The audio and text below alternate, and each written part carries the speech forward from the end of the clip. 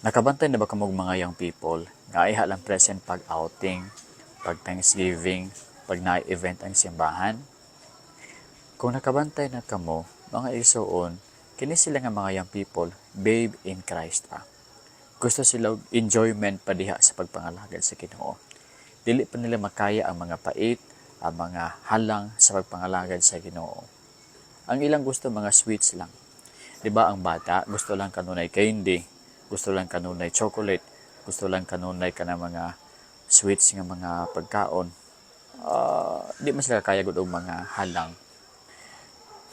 Pero og mature na ang usa ka tao, sige nagkapapait, mga halang, di na sila masakitan. Yung na po sa Christian life, kung ang usa ka Kristohanon bata pa, gusto lang og kanang sweet sa simbahan ba? Outing, picnic, family bonding sa mga young people o baka camp.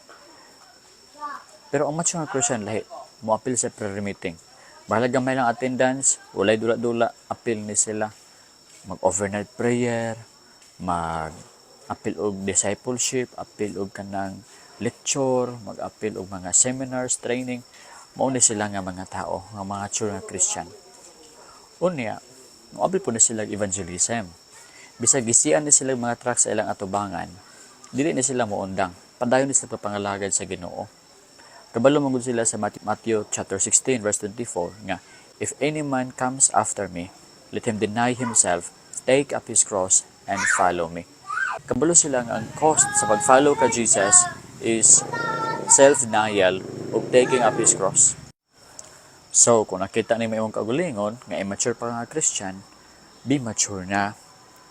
Ayaw appeal lang tungod ka na outing, na picnic ang church, kundi appeal sa prayer meeting, appeal sa evangelism, trust distribution, appeal sa mga pahina, appeal sa mga training, tungod kay mao ka na ang requirement ni Jesus pag follow ka niya.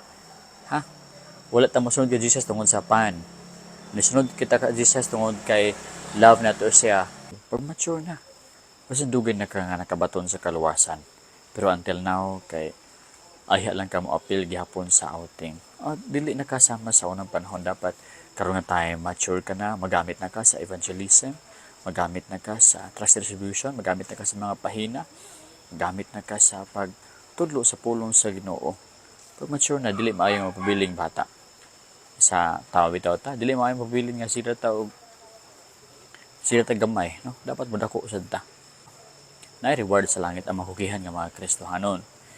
Pagpagamit, bahala og bunalan ta, bahala og libakon ta, o baka bisan pagpatyon ta. Pangalagad gid sa Ginoo para malipay ang atong Ginoo nga si Jesus, no? Pero follow sa ato ang page. This is the Truth Bible Program.